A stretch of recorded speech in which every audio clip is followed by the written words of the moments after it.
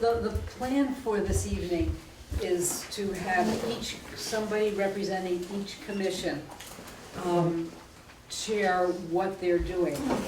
And then any organizations that want to share what they're doing, I would think about 10 minutes each or something like that. And share what they're doing. And Pat Shields then is going to talk to us about the wildlife connectivity project that she's been working on. And at the end, we can talk about whatever it is that anybody wants to bring to the table. So do we have a volunteer from one of the commissions to start us off? This is Pat Shields, who used to be on the Putney Conservation Commission, was excellent and wonderful member, and then bought a house on just over the line into Westminster. And legally, all conservation commissioners have to be residents of the town. But I'm still working on the tracking. Yeah, we didn't let it totally go. So anyhow, we're 4 years into this project. We started in the fall of 2011, and the genesis of the project was actually attendance at a Salisbury, the town of Salisbury Conservation Commission. They had completed a project like this, wildlife connectivity, and they invited a number of conservation commissions to come. And so we went and we came back and we kind of jumped right into it. The audio will be much better. Okay. The purpose of the project is to find the most heavily used wildlife crossings and then to preserve them in town. And so we're not tracking animals out in the woods, we're tracking road crossings. Because Putney has these three great north-south ridges, we are pretty much concentrating on east-west crossings, because once an animal can get to one of those ridges, they can go north and south pretty easily at the moment. We identified where we were going to look by working with Jens Hilke from the Agency of Natural Resources, using a process of structural analysis in which he looked at maps and saw where cover was coming down to the road, where there were stream crossings, where there were houses or where there were not houses. And we identified the most likely places that wildlife would cross. Now we're tracking wide-ranging mammals and turkeys. I'm still not sure why we're doing the turkeys, but that's what we're tracking. And then we worked, we also met with hunters who knew where the wildlife were crossing, and we met with VTrans and got their roadkill data, which also told us where there were crossings. So we came up with a bunch of scattered things on a map that were the most likely places, and then we cobbled them together into 20 routes. Of about a mile each. Some of the routes have a Route A and a Route B, and we just called, that's one route. Then we happened to be talking with Bob Engel of Marlborough College, and he said, well, you're looking under the streetlight, you're looking where you think you're going to find them. How do you know that they're not in other places? So we then added 3 randomly selected routes. We started out with a number of volunteers, so we now had 23 routes. We were trying to pair people who would track a route together. And our first year, we were using the Salisbury protocols of how to identify the sightings where we were seeing an animal's tracks. We only counted an animal who came into the road. If they came out of the field or the woods and hit the road and turned around and went back up, we didn't count that because we were only interested in road crossings. Now, a lot of times the trackers had to backtrack in order to get a good, clear track and be able to identify that animal. Salisbury had tracked each one of their routes 5 times, and then they went on to a new route. We decided we were going to track each one of our routes 5 times for 3 years in a row. And that would give us better data, and it would also let us know whether the routes were the crossings were the same from year to year. The first year, as Ann said, we ran out of snow. And then the other thing that happened is we decided to change, we were at Jeff Nugent's from the Wyndham Regional Commission urging, we decided to change some of the protocols. So we kind of considered the first year as a learning year. And so even though this is year 4, this is our 3rd year of tracking. What we did, and I won't bother telling you what we threw out, what we did is we identified fixed points and GPS those points on each one of these routes. So telephone poles where we had telephone poles, mailboxes, houses. When we had routes that didn't have those things, we got real creative with the oak tree that has the top broken off. And so we then would walk the routes with the volunteers who were going to track it so that they would know what their point was. Then when they came to tracks, we gave everybody a map. They would draw on the map where they were seeing the tracks, and then they would fill in a data sheet. I'll leave this on the table back if anybody wants to look at this. And the data sheet, they would pace off the number of paces to the nearest GPS mark. And so we were getting pretty accurate points that we knew where it was. We also were told our volunteers every 50 feet, if you see, 2 deer here and then a fox down here and then a bobcat, that would be really great. In the 50 feet, that was still the same site. But once you went to another site, once you got outside of that 50 feet and you saw more tracks, that was another site. So that's where we've been. Our biggest hurdle has really been data entry. People are really excited to track. And it's got all of these, extra sideline, which is really almost the primary benefit, in that we've gotten a lot of people interested in wildlife, interested in crossings, and that can inform personal decisions that they make. In addition, the plan is to feed our information once we get this mapped out into the Planning Commission, so that will inform planning, once we can say that this route is really a prioritized area. That doesn't mean that you have to prohibit any development on that, but sometimes just siding of a house can be different. Or, and in some places we should not have any kind of development. So as I said, we tried a number of different ways. The first time we were going to work with one of Jeff's graduate students in getting the data entry, and that year didn't really work out.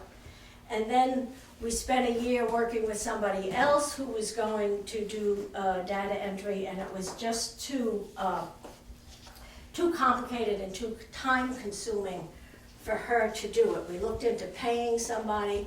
We finally came down this year in that we're going to do it ourselves. And Jens Helker came down and he trained a couple of us in using Google Earth and Excel.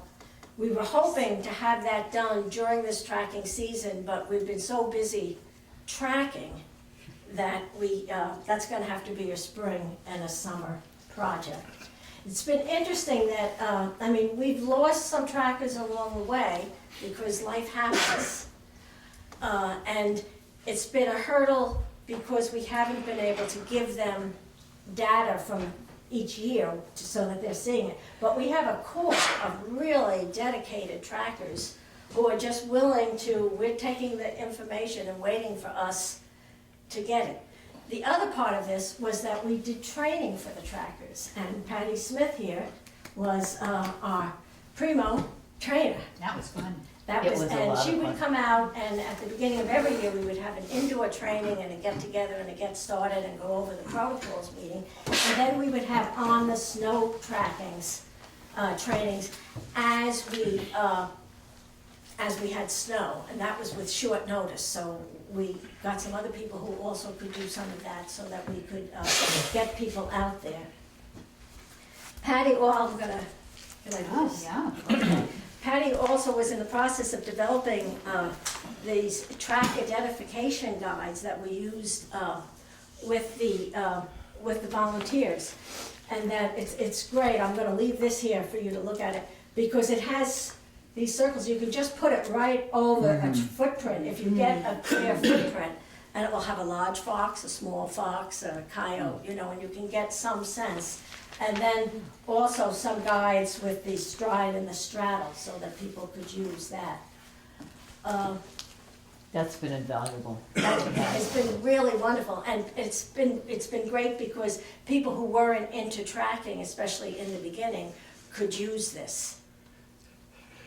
I think that's pretty much what it is, and hopefully next year we'll come back and we'll tell you, we'll have the maps of what we've found on all these. The only thing I would add is that after having talked to Jens Hilke, it seems that we could have given people via the, anyway, we could have set up a site where they could have found the form, like an Excel form, to put their data into, and then sent that form back to us, and we would have been logging data right along with the reports. In other words, there's other ways looking back on it, if you set up such a program, you should talk to Jens way first and figure out how you're going to do the data, and it might be much simpler than what we're going to end up doing. We'll do it all at once. Yeah. My advice is to get your data down first, at your process for entering it, because that will keep people really involved also. Yes. You know, because then they're They get going the to be instant seeing. feedback. If you do something like the iPad or something, you can actually get a GPS marcation for that data point that you're looking at. Yeah, Jeff Nugent Jeff, really encouraged us to stay away from having individual people GPS their sites. But that doesn't mean that another conservation commission. Might be would a do it. nice redundancy. It would be, yeah. It's also, he felt that if everybody had a different phone or a different GPS mechanism, that they would all be slightly different, and that he really felt that if a person took a map and you had a map with houses on it, you know, you could really see where you were on the map, and you could really mark on the map exactly where you were, that would be more accurate sometimes than the GPS data. That's what he said, and we bought it. And the other thing is, we had trackers who just don't want to deal with computers, and we didn't want to lose any of them. And the couple of women who did Brook Road did every year, like they only had to do 5 times, they did 8 or 9. They won't touch a computer or a GPS thing, and they give very accurate reports, so we didn't want to lose anyone like that. Yeah, I did. We wanted 5 times, and ideally you want that over the course of the whole winter, so 1 a month. But we told people go out with every snowstorm, because you never know when it's going to stop. Yeah, and I see. Let me just say one other thing, because otherwise I'm going to forget it. If I was to do this over again and was GPSing fixed points on a route, I would GPS tons of them. So people don't have to pace long distances between them. I would GPS every telephone pole. And then it would make it so much easier for people to pace off the distance from that known point. Okay. So what is the end goal, Pat, and what have you learned so far? Well, we haven't learned a whole lot in terms of which crossings are most important, because we haven't had the data and we haven't made maps yet.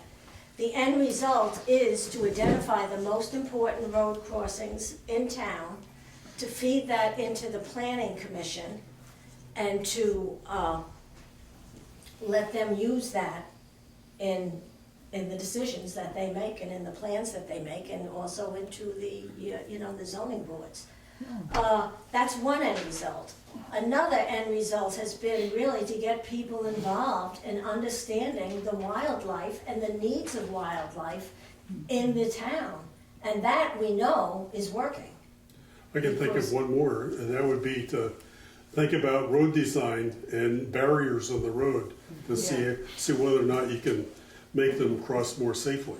Oh, yeah, and that brings up a point. We do have animals using culverts, and we count that as a road crossing, and we note that that's a culvert, because that really makes it an important thing too. Good point. This is animal crossings over the winter months, which is basically 3 months. How do you adjust for the Yeah. other 9 months? And that's the problem, we're not, and they could have completely different crossings Exactly. in the summer. You know, we've seen some difference in the crossings this year because of the deep snow. There's 3 of us, Ann and Pamela and myself, we review all the forms as they come in. And so we have not documented things, but we have anecdotal, we can see where the crossings are. And some of the animals have changed their patterns. Also, Green Mountain Orchards put up a big, good fence along one of the routes. And that totally changed. If the animal couldn't go over it or under it, we lost those animals on the tracking. And we have no bear information, one crossing. Yeah. 'Cause- But you know, you talk about patterns, it's like, I live in the middle of Brattleboro, actually West Brattleboro, and this last week I had 14 deer in my backyard, and I'm in a residential area. Well, that says something about the patterns of, you know, what the deer are doing. So would it help if I told you I saw some deer crossings on Route 5 in Putney? Yes. Depends on where they Tell us. were, but yes. I can do that. I used to have a bear come through my yard, or, all the time in the summer. I never saw his track in the winter. Seems, well, of course not. Because they're hibernating. Yeah, but I mean, even in the earlier, in the late, in the late. They'll move around. They will, They're they'll there. move around. You'll see them out there. So that's our 10 minutes. Okay. Great, thanks. Thank you. Thanks, Pat. Okay. Who would like to go next? Can we hear from somebody from Brattleboro? Sure, I'm standing.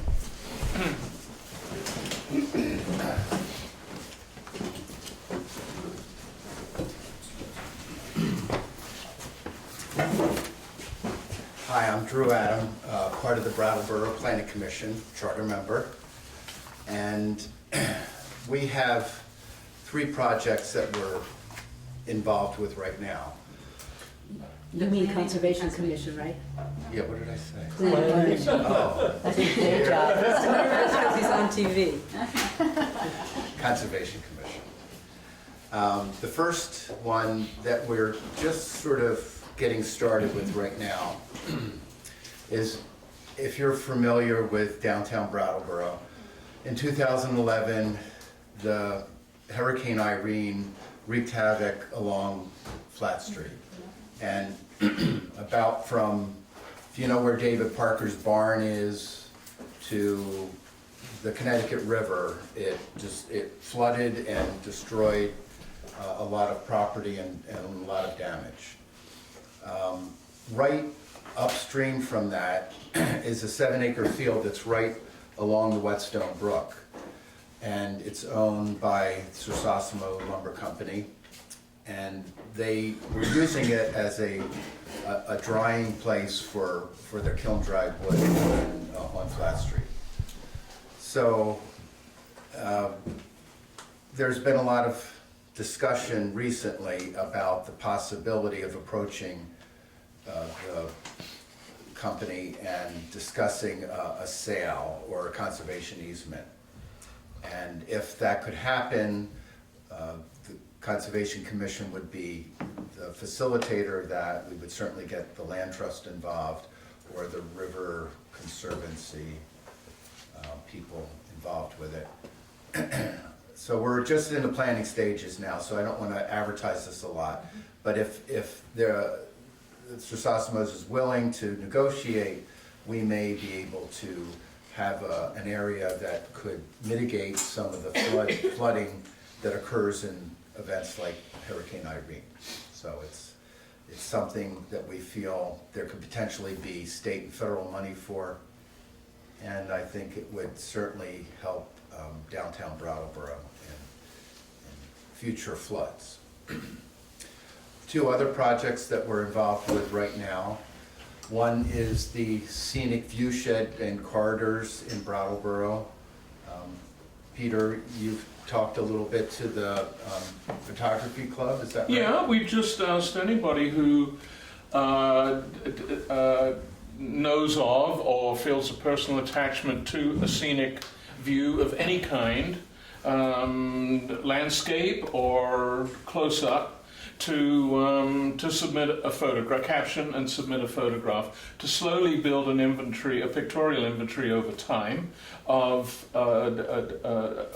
scenic value, which can have various applications going forward as priorities and development priorities get assessed. It's really one of the latest steps in a running project that we've had since our commission's inception, to map different and record different values of the town, and have those and be able to overlay them, contiguous woods, for example, wildlife habitat, surface water, ridge lines, all manner of assets like that.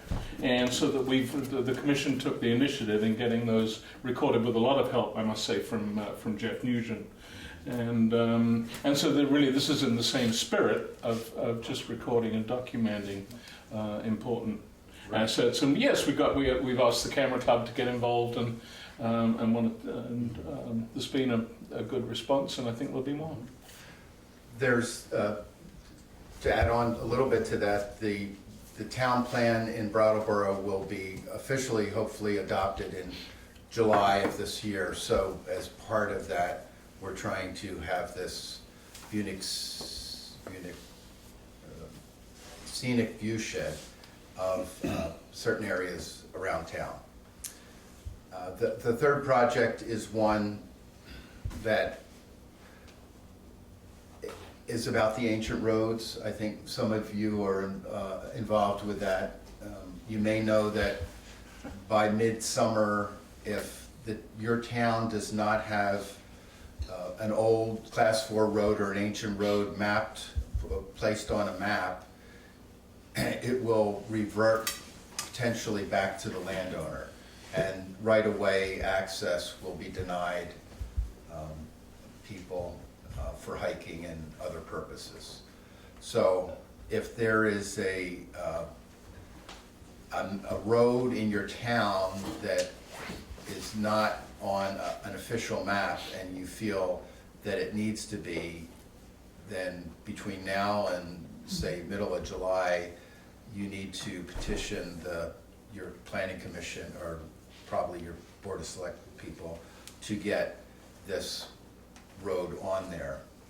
And there's one road that we're working on. It's borders with Guilford, so I may want to talk to you, Karen, about this, but I think it's Hale Road that comes from Guilford to Brattleboro and then just stops. So we want to find out if that continues into Brattleboro. Actually, it's the road off Hill Road, but we can talk later. Okay, yeah.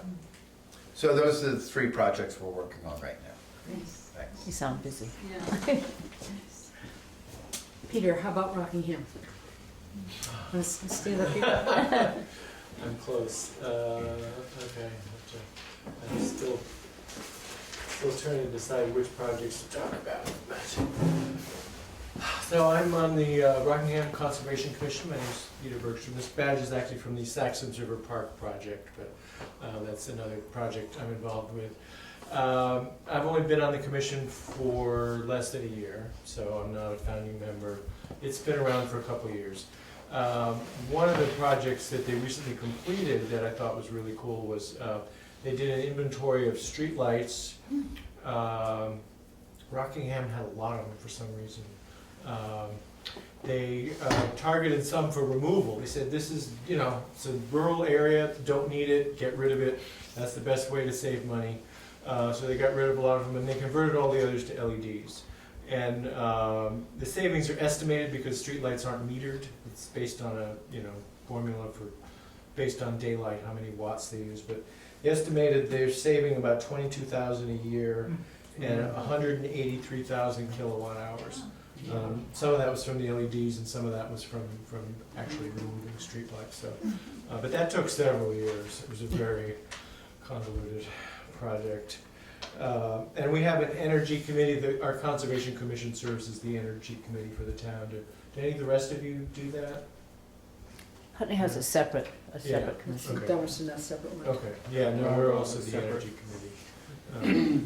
And so we're also working on trying to get possibly a community solar project going, or converting municipal heating systems to renewable resources. That's all still in the planning stages. And the project that I've been leading, is probably the one we're working on most actively, which is a project to find names for the brooks and waterfalls in Rockingham that aren't officially named. I don't know if you're aware, there's an official federal database of place names.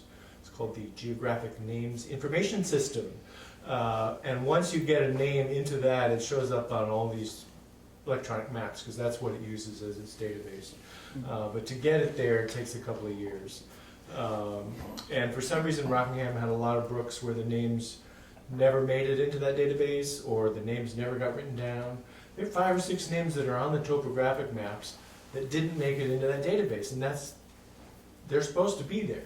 So I had done a similar project in Maryland where I worked for 25 years, most recently for NOAA and U.S. Fish and Wildlife before that. So I knew the sort of ins and outs of it. It's a very long process, but a really interesting one, and we're getting more serious about gathering public input. You have to show that the names are accepted by the public. But the reason for a conservation group to do it is that it raises awareness of the streams. It's like, oh, that water goes somewhere. And it also increases stewardship. I mean, that's why people who are planning to kill their chickens don't name them.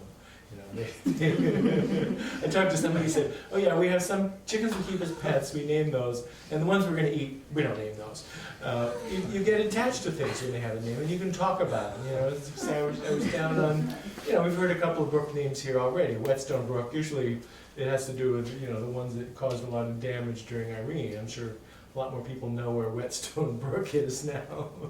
But yeah, and when we did it in Maryland, it was neat. They have river associations there, a nonprofit for a river, and 2 of them put out a map of the river with all of the creeks labeled. They call them creeks in Maryland.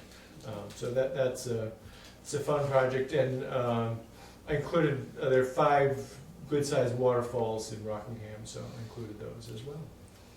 So I've looked at some of the other towns, at least the nearby towns, and most of them seem to have more names. For some reason, Rockingham, I think it was because our topographic map didn't get finalized until fairly recently. I think that's why the names didn't make it into the database. So I don't think there are very many towns that have the same issue we do. But if you're interested in naming a brook, talk to me. There's pages, I was talking to Rory about it a little, there's pages and pages of rules. And we're also doing some educational programs. We did a snowshoe hike where State Forester talked about the trees. We did a program on energy self-reliance in Germany. They have towns that are becoming completely self-reliant on energy, using things like methane gas from the cows, and solar panels and wind farms, and so yeah, we're trying to do more educational work. Great. Good. Okay, who would like to go next? Guilford? Guilford, should I read?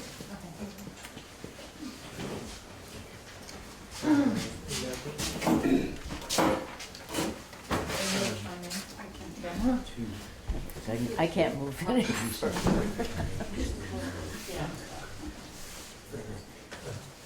Well, hi, everybody. Guilford also has been heavily involved with ancient roads work, but ours was a matter of 4 years. It just was long and slow, and there are a lot of records, and a lot of them are handwritten in a very spidery scroll on very thin, old, fragmented paper, so a lot of research. Some of you may have read in the comments about the amazing discovery that I made. at the last minute that I actually didn't live on a road in Guilford.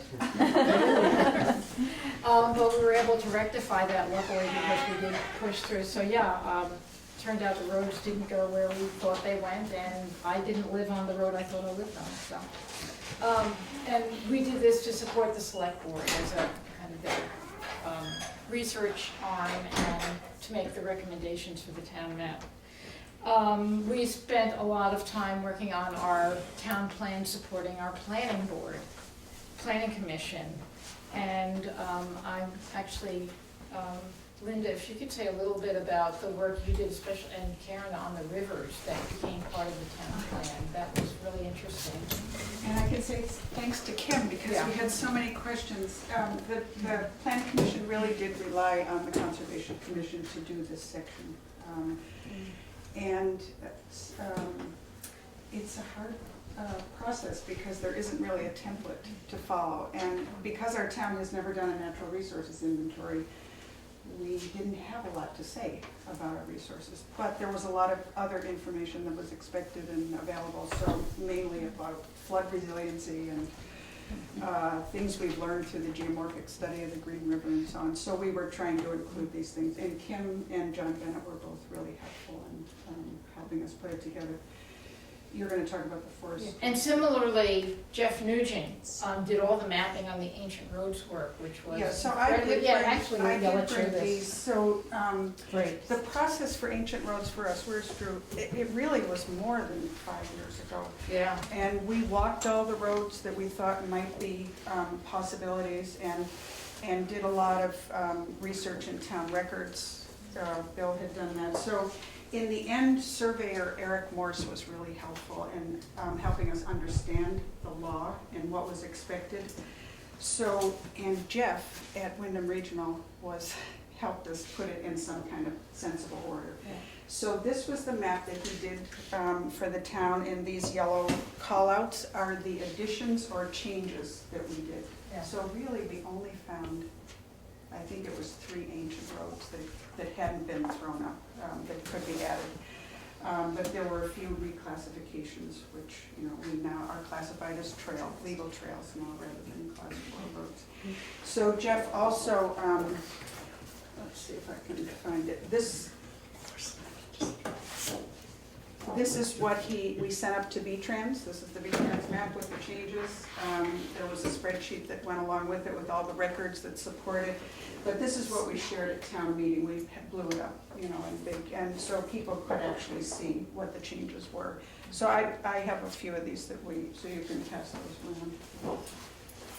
And here's one for this one. So we don't know, Drew, we understood the deadline for getting this in was in February. And that in July, we'll know if the state accepts the changes. I see. So you're saying that I have some they had information to I have can been share. in already? We submitted it in February. Okay. But you can see that road that you were asking about. Oh my God. Yeah. Well, it's Governor's Mountain in brackets. It doesn't really have a name, but it goes north from Hale Road up to where you're talking about. So we've done a lot of kind of research, digging around, paperwork. We are committed to organizing to do a natural resources inventory sometime in the next few years for Guilford. We realize, and it's going to support the town plan and the kind of future of the town as well, by setting a baseline for natural resources. And that's been related to the town plan, to helping develop the town plan, but we are moving forward on that. And again, we had a lot of help from Jens about mapping resources and about possible sources of funding. So we can't speak highly enough of his contribution. And then I'd like to also do a big thank you to the Wyndham Regional Commission, who supported us not only in the ancient roads, but with the town plan. We were honored to get a forest stewardship grant, which helped us by reviewing the forest portion of the town plan very carefully with a lot more technical data than we would have been able to come up with on our own. And that Grant will continue in helping us look at doing some trail development, which is another project we're looking forward to, carrying into the future. So I'd just like to check with the members from Guilford to see whether there's anything else we should add to this. Invasive species stuff. We are, yes, we led the way on invasive species work. We gave 2 public workshops over the last few years, and one with Dummerston, in collaboration with Dummerston, because like we say, the insects don't know where the town borders are, so. Yeah. Plants, And plants and insects, right, exactly. So we are looking for more ways to collaborate and cooperate. And I just did double take, because it is snowing out. Yeah, everybody, it is. In case you hadn't noticed. At some point tonight, maybe I'd like to talk a little about invasive species. And these are, Yeah. are these are all your signs of the That's a Guilford, yeah. display, that's the Guilford Well, this is display? Dummerston. This is, Dummerston's That's a big Yeah. deal, yeah. because Linda made that. Something I'd like, Yeah. Go ahead. I'd like to say, because we started having these meetings a number of years ago, and because of that, we're all learning from each other, and so we began a project with Wyndham Regional about a natural resources inventory, and that led to a lot more focus in our town plan on natural resources. Actually, our Patty from Beek worked a lot with us and did this biodiversity inventory. And and we're doing invasives work collaboratively, so we're learning from each other how to do this, and it's much easier. Yeah. So, and Ian, you want to say something? No, I just had a question. You've done a lot of work with the town plan natural resources section, plus getting your ancient roads and some other roads, Right. like class 4 roads designated as trails. Right. What protections are you putting into the town plan to assure that those trails stay as trails for recreational use, or whatever you envision them being? That's what we're gonna be talking about in April. We have a meeting with Jeff and Kim. Yeah. We're at the very beginning. We admire those of you who have nice trail maps in your towns, and we hope to get there one day, but he explained to us that we're at the beginning stages of even thinking about what the possibilities are, what regulations we might need to ask our select board to build into. Can you speak anymore? No answer, because we're only in the planning stage. Yeah, but are you saying to maintain them as trails, or to the legal status of, they are, What as far you as end I up- understand, their status as a legal right-of-way is not in dispute once it gets on the map. Right, that's Yeah. not the issue. The issue is, at least in Putney, is that a number of our legal town trails have had houses put on them. They've been upgraded by the people who built the homes to a road, and they have houses on them. And that's because of what's stated in the town plan and the bylaws as to how people want to proceed in dealing with town trails and balancing that with property rights. And I think it's an issue that you should pay very close attention to. It's actually an issue that we've run across in Guilford as well. Yeah, Yeah, yeah, that's a very good point. so just Yeah, as you yeah. go ahead, I think Wyndham Regional would be very good at helping you, work out some language and talking it over with the select board and the planning commission. You can Yeah. come up with some good agreements. But as you know, Guilford does not have zoning, and it's Oh, that's a different ball of wax. very Yeah. unlikely in my lifetime. I'm saying. I have no idea then. Wyndham Regional is the expert in that. Yeah, so. No ideas. Okay, Guilford, is there anything else? But we look forward to continuing our collaborative work, for sure. Good. Bill is from Guilford too, and you have something you want to say about invasives? Okay. I don't know how quickly I can do this, but I've been thinking about this for a while. Is the invasive species thing. Yeah. I've always had a little bit of trouble with equating invasive species with biodiversity. And generally you think biodiversity is better.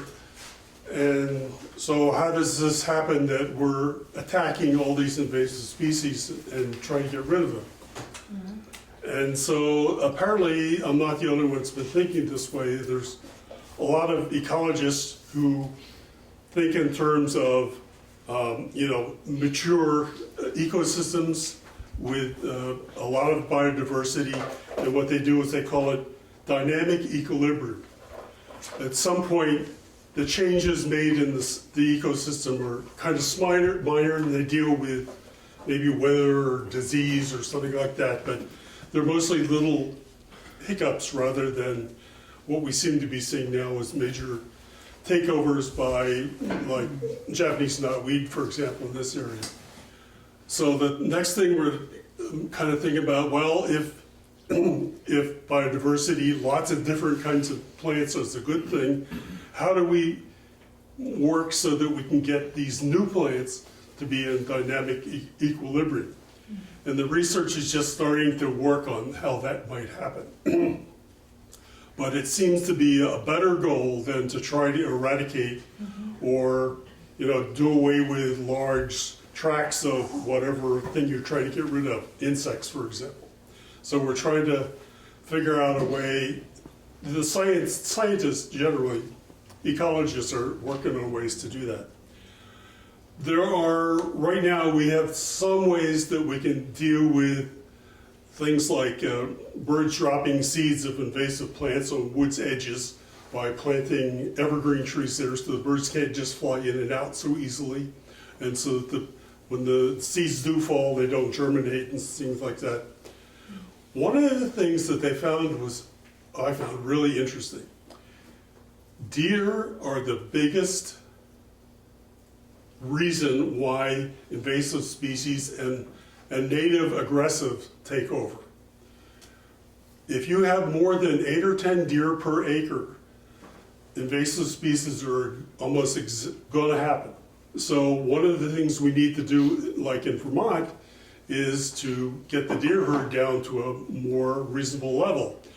And there's a problem with that in that because way back in the songbird days, there was a federal law dealing with meat hunters. I mean, they used to go out, carrier passenger pigeons, whatever, they used to shoot them by the barrelful. I mean, sparrows, they used to shoot by the barrelful. So they wanted to stop all of that, and they made a federal law dealing with that. So that means that even if Vermont wanted to do some culling of the deer herd and use the meat, they can't do that because the law is all messed up. So you now start to need to think, and not only is, okay, deers are a problem, now how do we deal with the legal ramifications and the emotional ramifications of getting rid of or reducing the deer herd to a smaller level? And I think that's just enough for now, but just so you know, there's some people out there thinking about how to deal with invasives in a more appropriate manner. Sylvia, you want to tell us about Newfane?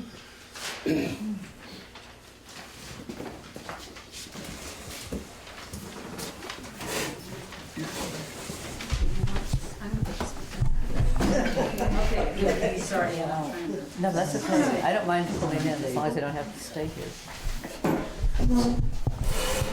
Well, our main focus in Newfane has been maintaining the town forest and trying to eradicate some of the buckthorn, which is very bad, keeping the trails open and marked. And there's only 4 of us on the commission. We desperately need more people so we can work on more projects. There is a website that's maintained. I don't have that information, but anyhow, we have a notebook for people to sign in and maps in the mailbox. And a lot of people do use the town forest for hiking, snowshoeing, walking their dogs, and it's a nice area. The trails aren't really open right now because of the weather conditions, but that'll happen soon. So if we can just get more people involved, we might be able to do more on projects. Don't you have a map of your town forest Yes. also? I Yes, think I have a copy of that. yes. How many acres? Is it a big town forest? Yes, there are 165 acres in the Nice. town That's forest. very nice. And it's well marked. If you go to the up Route 30, I call it Depot Road, but I think it has a different name now. Go up that road, which is a left-hand turn, and you'll go probably 2.5 miles. There's a well-marked sign, it's right near the town garage, there's a little parking lot. Like towards Williamsville? Yes, yes.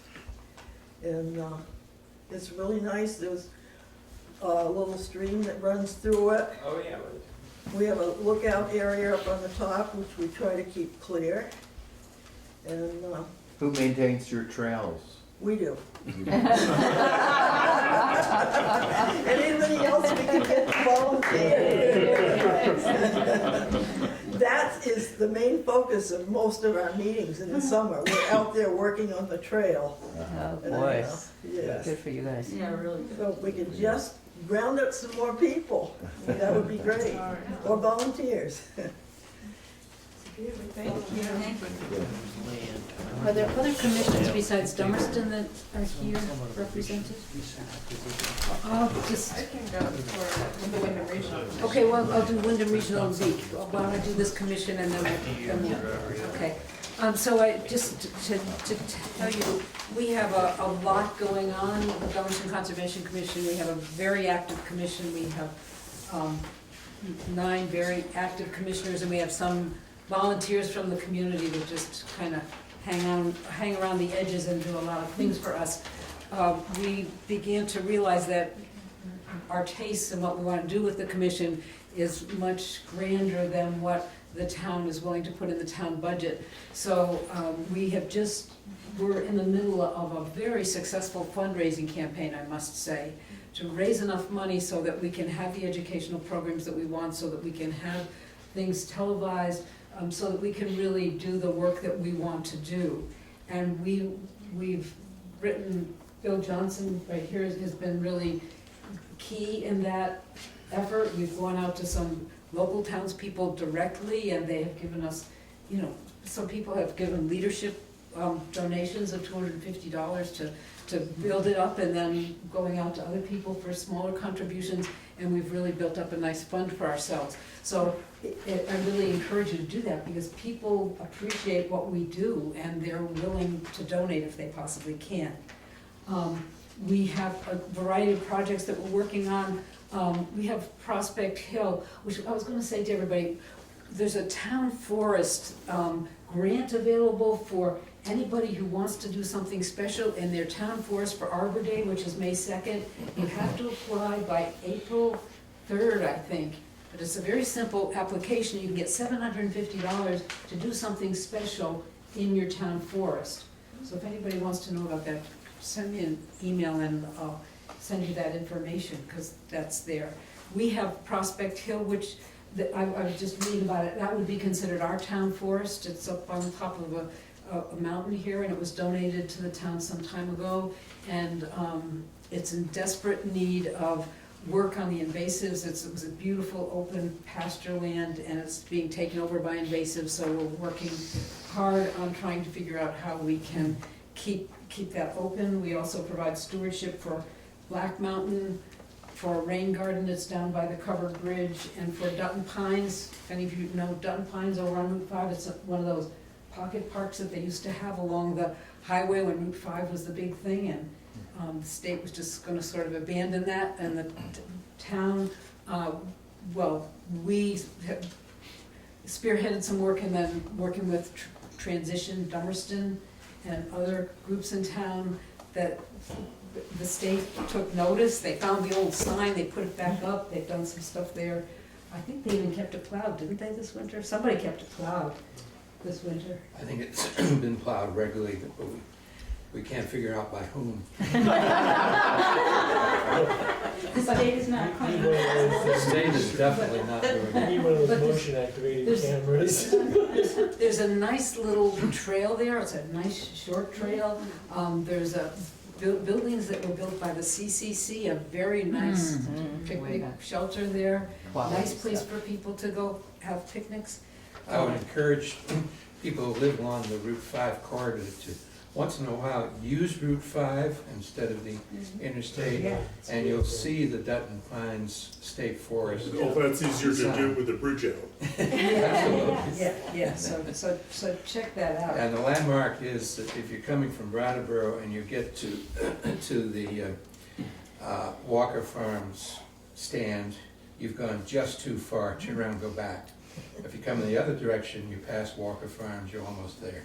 Yeah, it's a nice little, special little place. You don't have to have these huge areas, it's a nice space.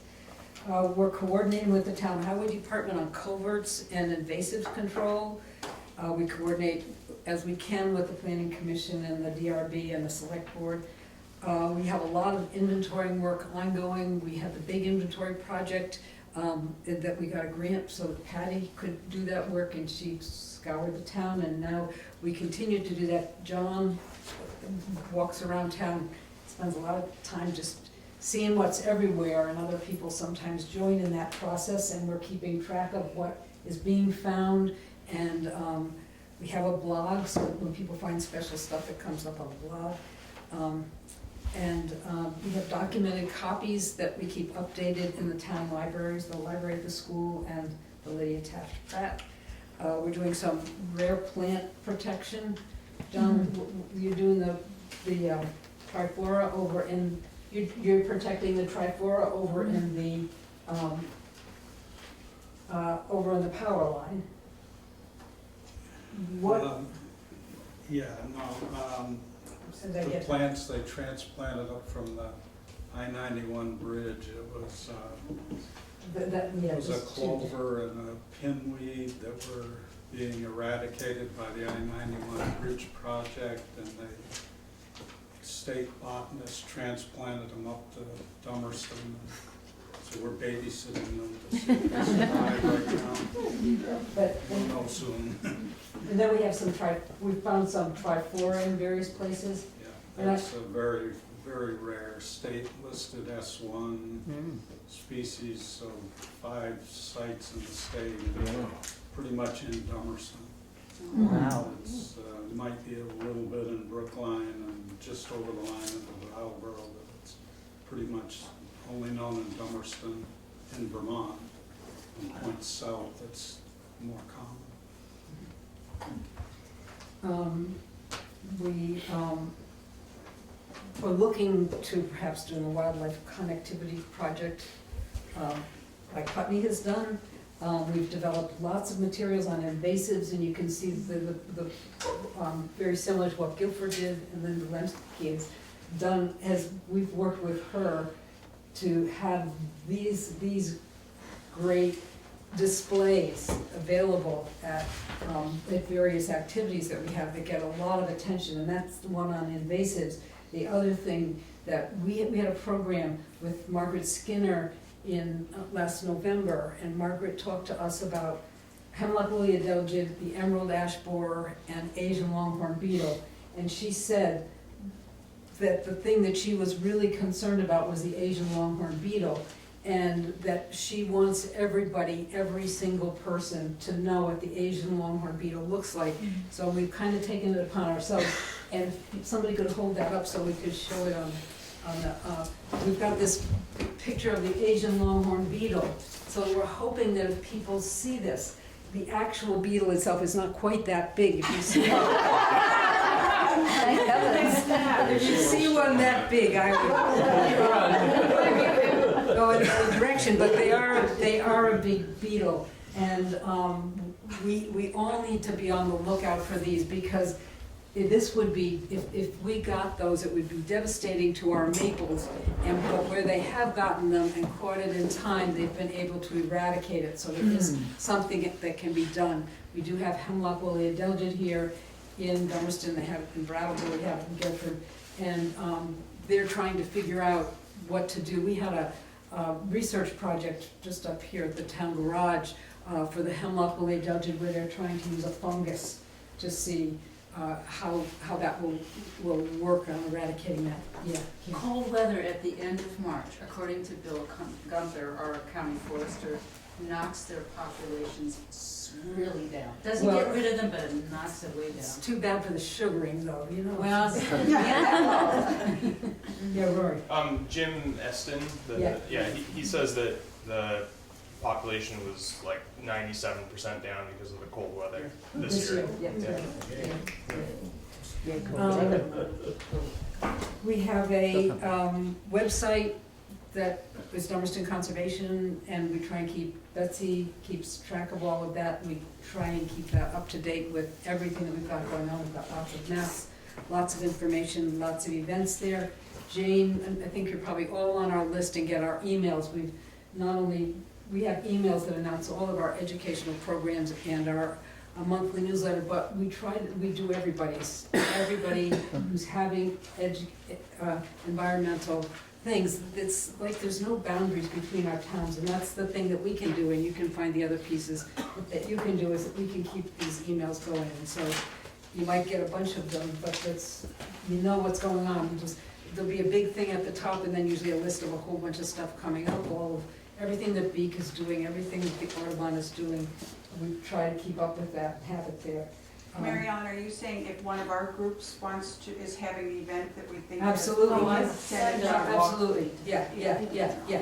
It's no problem, we're glad to do that, because and John, we have a community newspaper that comes out 4 times a year, and we have a big article that talks about everything that we do that's in that newspaper, and it's well read. We do a lot of educational programs. We just had a series with Tom Wessels of 4 programs. Some of you, Alice was there.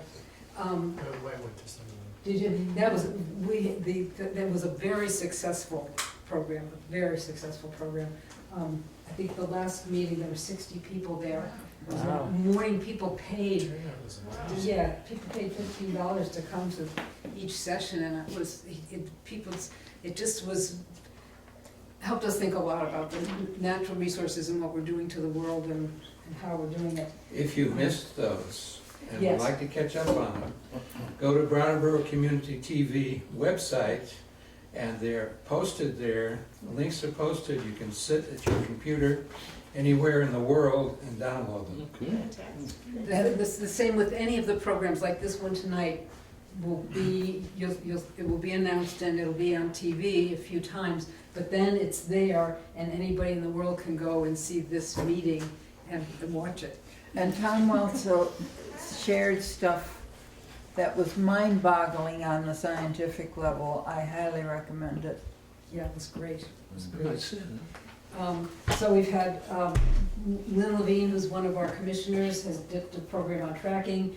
Patty, who's come from Beak and talked about mammals and rodents, and this most recent one was on porcupines.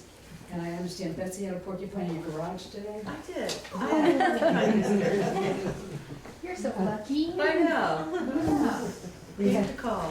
We had a hemlock woolly adulterative program. We have some upcoming educational programs on fish, gardening with native plants.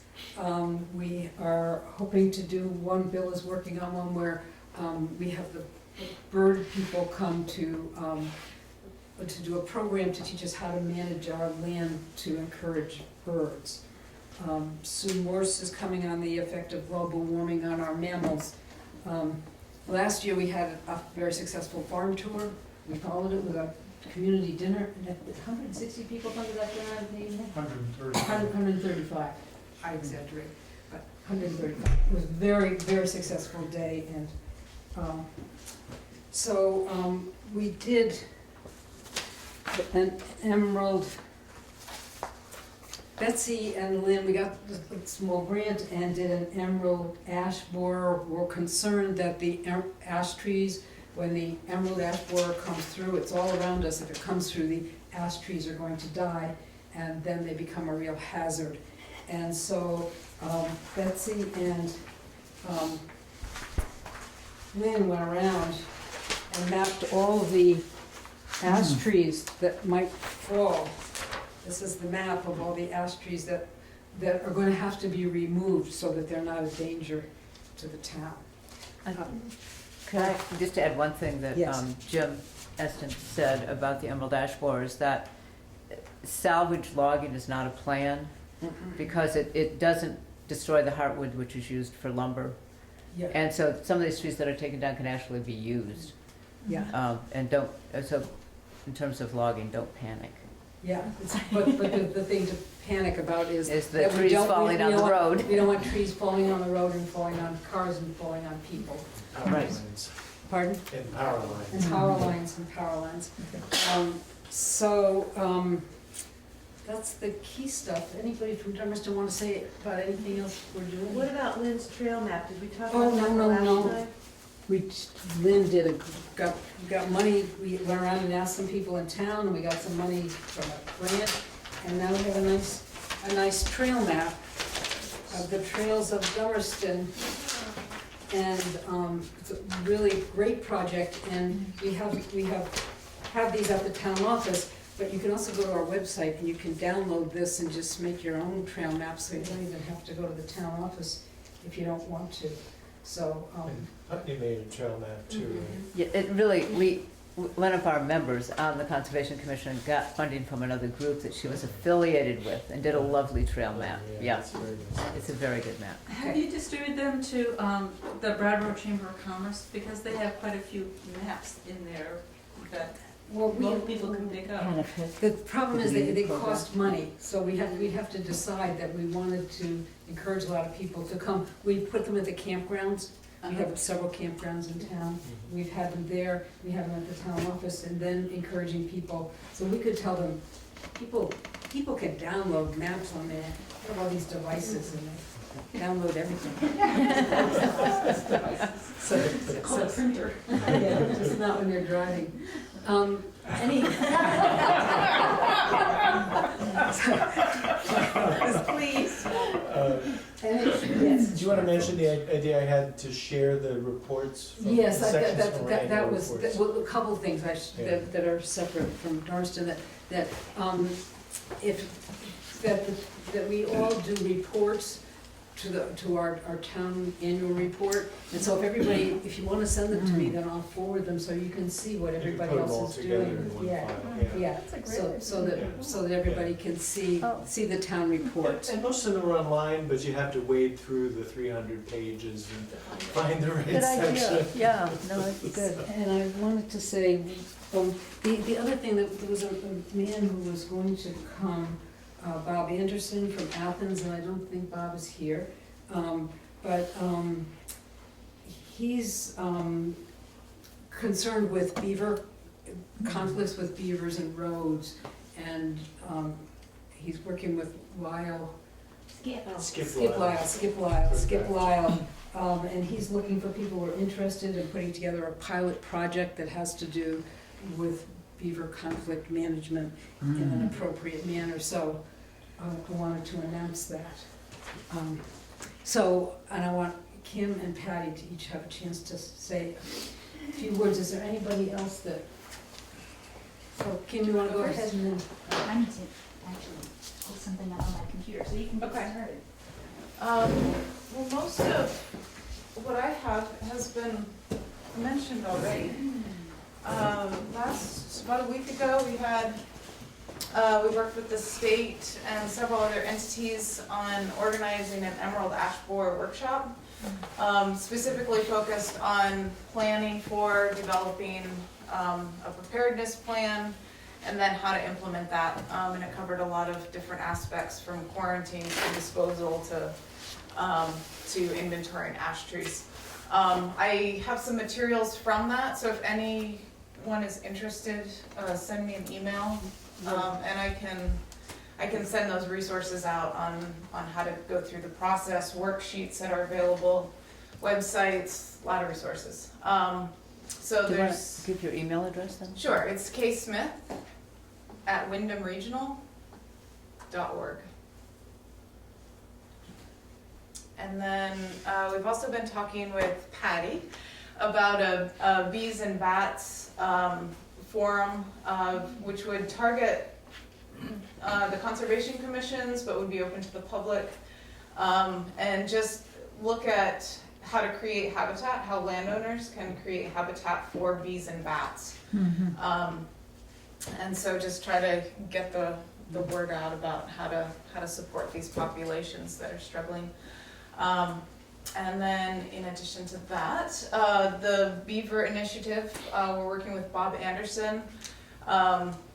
Beavers are really important for maintaining wetlands, which are critical for flood resiliency because they act as a sponge and really hold a lot of water in the upper reaches of streams. And so we're looking at assisting towns with putting in flow devices around culverts because beavers like to plug culverts.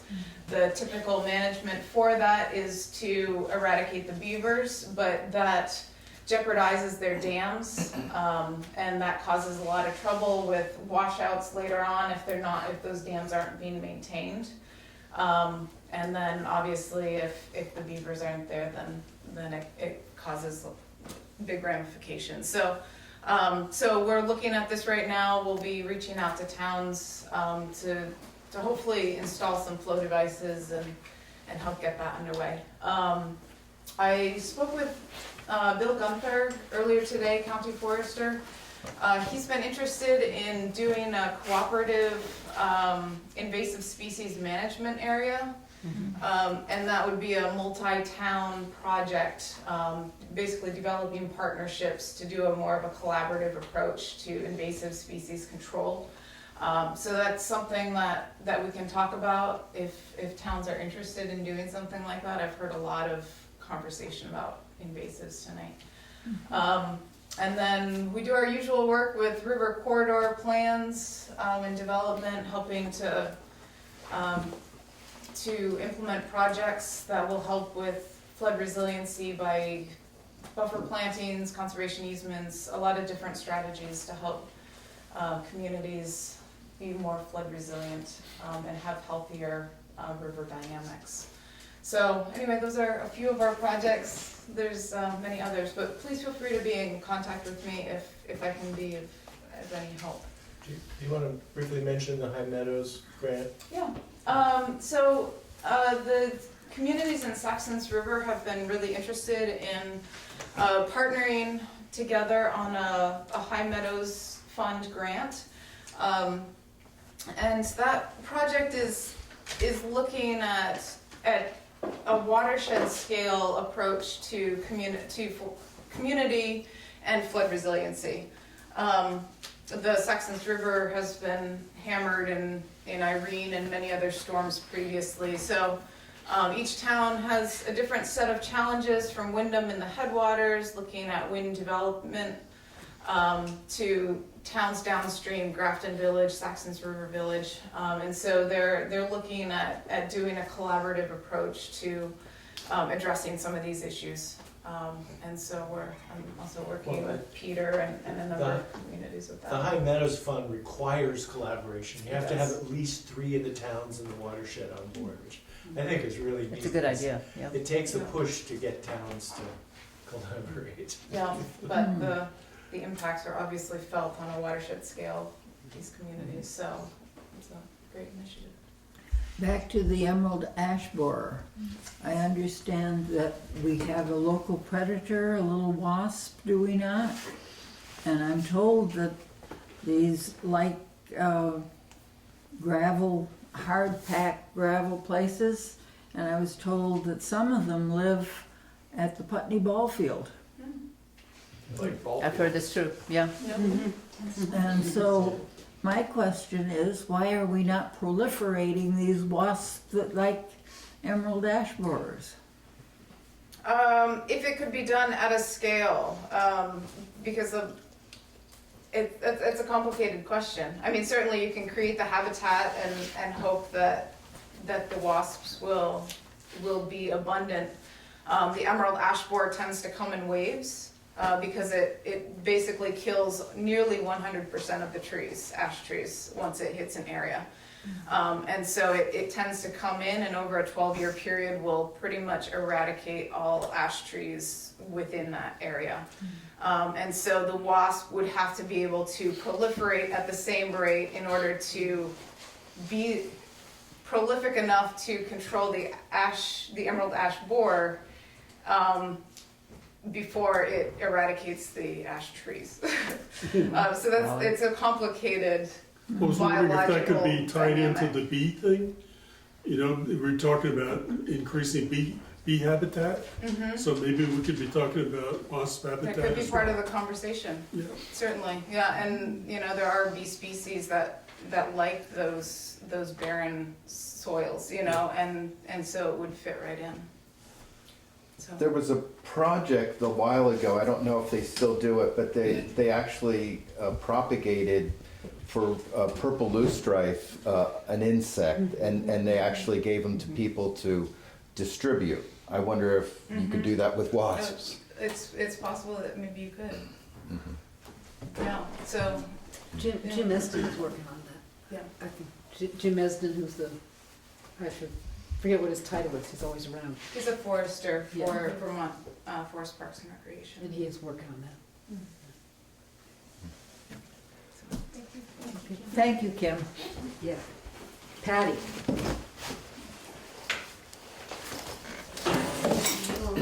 A little musical interlude. I discovered last night that the sound is not really quite what it should be on this, but I think you'll enjoy this anyway.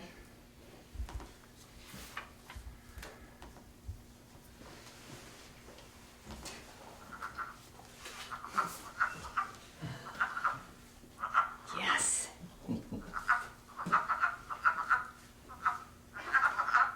So I'm shifting into vernal pool salamander crossing gear. And with the snow falling. I'm hoping it's not going to happen this weekend. I think we still have deep snow and frozen soil in those places because I'm not ready. But this is a great project for conservation commissions.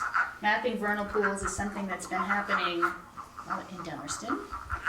Putney Mountain Association, Windmill Hill Pinnacle Group have been mapping and monitoring vernal pools. But I'm playing this because you all have to know what wood frogs sound like. This is the best way to find these pools in the woods. When the wood frogs get there, and it's a period of 1 week, you hear this wonderful music, and you can hear it for quite a distance if there are large numbers of these frogs, and they will lead you directly to these pools. So, become familiar with this sound, and you can train volunteers to become familiar with this sound, and map all of your vernal pools. The Vermont Center for Eco Studies is engaged in a statewide vernal pool mapping project, and I'm recommending that people contact them if they find vernal pools now. But I should also warn everybody that if you're going to multiple vernal pools, there's a new ranavirus. It's not a new ranavirus, it's new to Vermont. It's been found in Vermont, so don't go pool hopping out there without sanitizing your boots and equipment in between pools. And what is the best way to sanitize your boots and equipment and so on? Just step into some chlorinated water, bleach or iodine. So going from one pool to the other, you step. Yeah.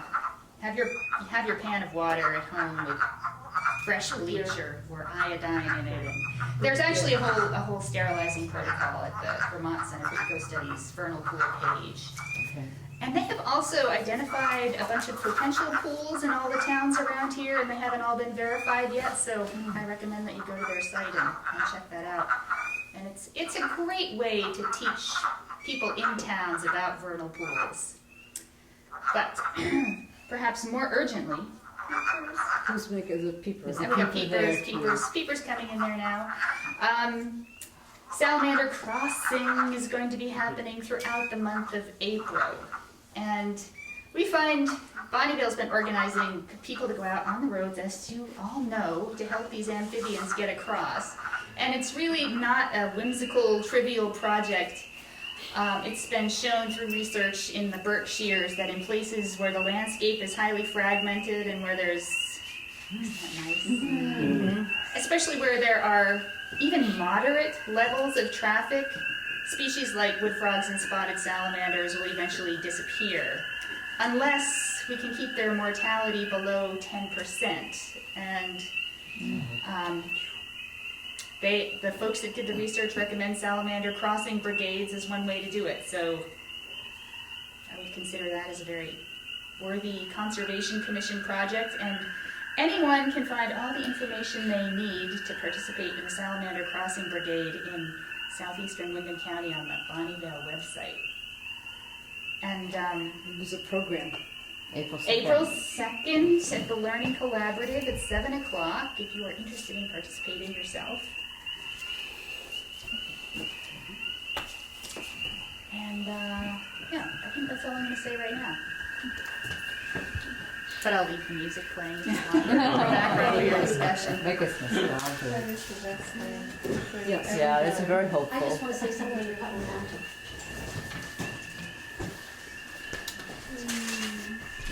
Oh. Being as we're talking about invasive species, I just wanted to, some people might not know about Putney Mountain Association's project up on the Putney Summit. We have a massive problem with buckthorn up there. And we have been cutting and cutting and cutting for years, and the root system is getting better and better and better, and it's just a losing battle. So we've sprayed a small test area, and then what we really wanted to see was to compare that to grazing by animals. So last year we had goats up on the summit 2 times for 2 weeks each, and then we ran out of money and we did a 3rd time. It has to be grazed 3 times over the course of the summer, and we used sheep. And the sheep were very successful. They eat everything right down to the ground. We have the goats needed a caretaker. We were actually renting the goats from Massachusetts. They needed somebody up there taking care of them every day. The sheep can just be up there with a guard dog, and as long as we go up and check on them once a day and make sure they have water and stuff, they're there. So this coming summer, we're going to have 10 rams up there for approximately 12 to 14 weeks. And they're enclosed, and we have fences that are electrified, and then we move the fences around so that they have to eat down to the core, and then when there's nothing left for them to eat, we move them to another thing. So come on up to Putney Mountain and you can see some sheep. You can see the trusty guard dog. So is this any sheep or particular kind of sheep? Any sheep. Really? We're using David Major's sheep. Well, it seems to me that there's some that eat more rough stuff than others. It's an interesting thing. There's videos online where you can teach a sheep to almost eat anything, but they absolutely love buckthorn. Great. And we got the sheep up there. We had about 20, 25 sheep up there last summer for about 3 weeks. And they walked in one day from Patch Road all the way up to Putney Mountain. The sheep did? The sheep did, yes. It was planned as a 2-day journey with a night of rest, and they just were going, nobody could keep up with them. So they got up there. So we're gonna have sheep up there all summer long, so. Wonderful. All right. It's a great program. I saw it. So does anybody else have anything that we've one other piece of business to take care of, but anybody have anything else that they'd like to report on? I'll just say, Yes. I happened upon the Great Falls Discovery Center in Turner's Falls a couple weekends ago. It's a relatively new fish and wildlife center, and they have great dioramas of wildlife in the entire Connecticut River watershed. So if you have children in your family or know a teacher who wants to take their kids to a nice place, it's a really nice little center. Right in And Turner's it's Falls. not far from the fish ladder there too. It's right next to the fish ladder. Yeah. Good. Yes. Yeah, I have something that sort of personally I'm sort of concerned about, and I think you see editorials on it from time to time, and that's sort of the proliferation of the solar fields around. In Vermont, there's really little to no sort of regulation on them, that they're not having to meet zoning kind of regulations or setbacks, or whether they sitting on, prime farmland or anything else. And I know there's been, I mean, I can't speak to it all that well, but there's been, you know, there's editorials where people, you know, they become alarmed because they're sort of personally involved with their view shed or something that's, you know, being compromised. You know, and even in Brattleboro where that new bridge is being put in, which is, you know, there was, you know, there was sort of a group that, you know, wanted to see that to be sort of a, you know, a gateway bridge, a pretty special bridge and a unique bridge. And, you know, and right now there's an ag land that sits on the sort of the Connecticut Riverside, flat piece of land that's being sort of, where the Winstanley Company is, and it's below the road and, you know, pretty highly visible. I mean, they're working now to sort of, to fill that field with solar panels. I mean, I find it a bit disturbing to, you know, that Vermont is heading in a direction where, you know, we could be just mowed right over with solar panels. So, I don't know whether other Conservation Commission people are taking notice with that or whether they, you know, share concern with that, but it's a troubling thing that I see happening. You're on the record now. We should maybe lobby for the state to give subsidies to malls. To put solar panels, yeah. Solar panels on. Or in the roof parking lot, and we that's can park under them. Yeah. I'm glad to do that. But I think, you know, I'm definitely for having solar panels. I think the problem is gonna arise, and is arising with the power companies who will not transmit or disperse the electrical power from individual homes or some of these privately owned small solar panel installations and arrays. And I would like to see I suppose at the federal level, that taken up, because, you know. Well, it seems like It was taken up in this state with the net metering, and it was expanded, so it's been increased. concern But is now that Green there's Mountain no Power is concern. gonna wanna charge people for the service they provide of distributing, I think. I don't know, I'm not up to speed on it, so you may know much more than I. I think the concern is that the Visual. solar fields, the visual impact of solar fields that are being put up without consideration. Exactly. And that we could find places to put up solar fields. They're more where- appropriate, They were sort of more out of sight, appropriate. out of mind. Yeah, but I sure wanna see alternative Yeah, we energy do want- considering where the world is going. Yeah, Mary Ellen? yes, Bill. On this theme of, excuse me, being, allowing our landscape to be raped by energy concerns, how many of you have heard of Northeast Direct gas pipeline? Anybody? Yes. Is that the one Oh, that's that's on the western side of the state. Well, Where is it going from and to? right. Well, I own two pieces of property that they propose to go directly across, and that's over in Winchester, New Hampshire. Their original route for expansion, and by the way, this is a company, the parent company of which is Kinder Morgan. Mr. Kinder and Mr. Morgan both used to be high-level executives in Enron. They bailed out of Enron just in time to carry a few billions with them before some of their colleagues ended up in jail. Enron, of course, had no problem about screwing over the entire state of California a few years ago, you may remember. Yes. Anyway, they want to invest some of those billions now in doubling their pipeline capacity from the shale fields in western Pennsylvania across to the shoreline, the Atlantic coast of Massachusetts, New Hampshire, Maine, New Brunswick, Newfoundland, etc. We think possibly they're thinking of export markets. Anyway, they had proposed this line to go across northern Massachusetts, including Northfield, Warwick, Royalston, etc., all of those towns.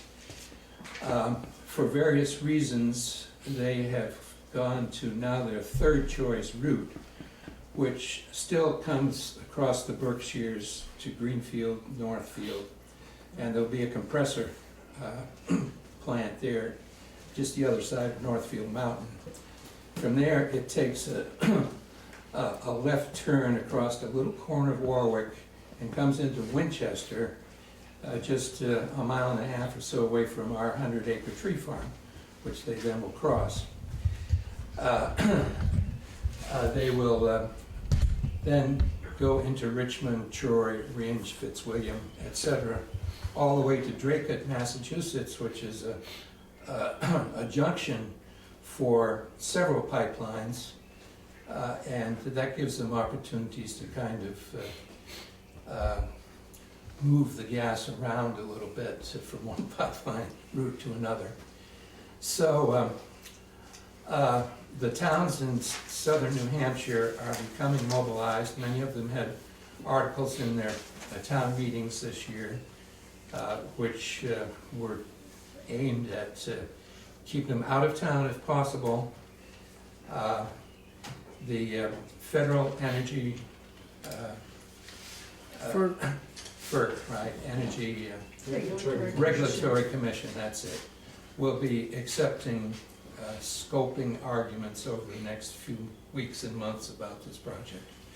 So if you all have interest in what our neighboring states are going through, get yourself informed, write some letters to editors, et cetera, et cetera. Of course, in Vermont, we've got the Middlebury and Route 7 corridor pipeline that has been of concern. It seems like that is going to go ahead, at least as far as Middlebury, from what I hear. But it's just a few miles to our southeast here, another pipeline. Of course, it's going to leave a 50-foot scar permanently across the hills. You talk about what a few solar panels or a couple of wind generators do to the ridge line. How about another barren strip all the way across New England? Stuff is frightening. It's called the Northeast Direct Gas Pipeline. It makes it, we all have to be mindful and careful. Keep our eyes open. It's tough, it's tough. Yeah, thanks So for the information. Thanks. Yeah, well, And, most of even my neighbors I talked with, they said, had no idea. yeah. And part of it is that the idea hasn't been around that long. It was only in December Oh, really? that the New Hampshire route was announced. And back last summer, it was still going all the way across Massachusetts. Thanks, Bill. Anything else that should be brought before this group? Thank you to Dummerston for hosting this hearing. Yes. Thank you.